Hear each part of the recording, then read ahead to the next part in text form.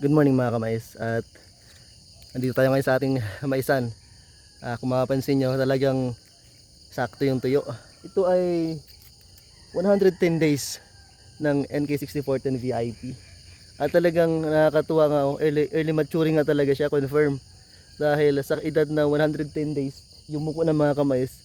Although itong parte na to, mapapansin nyo magkaiba yung itong parte na to dito. At saka yung doon sa parting yun, parting doon. Ito dito sa unahan. Kasi itong parting to, ito sinasabi ko mga kamay na tinamaan ng aphids. Corn leaf aphids ang tumira dito. Ang maganda lang dito, dito lang naman sa parting tabi yan. Ayan o, yung kalsada mga kamais. Konti lang naman siguro, mga 5 meters at 5 meters lang siguro ang talagang naapektuhan. Pero parting doon, ayan yung mga nakatayo pa. Nakita nyo naman yung mga bulaklak na tuyo na rin. Ayan, hindi masyadong naapektuhan. So magbubukas tayo mga kamais ng mga ilang piraso. Pakita ko sa inyo. Ito mga kamais, nagbukas tayo ng ilang piraso. Ito yung medyo nakatayo pa. Itong parte na to. Ito yung mga bunga niya. Actually, medium size na lang to eh.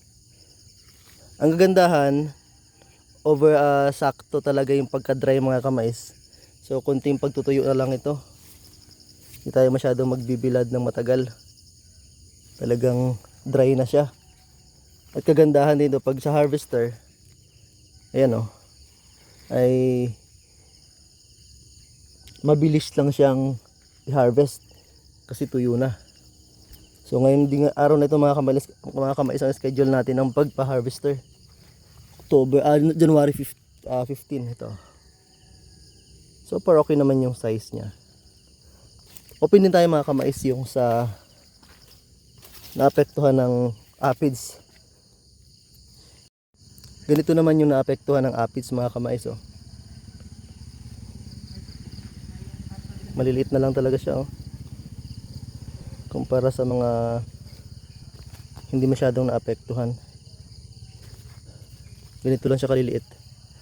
Pero ang kagandahan nito, solid naman yung mga bunga. At hindi naman siya, tawag sa amin, bungi-bungi.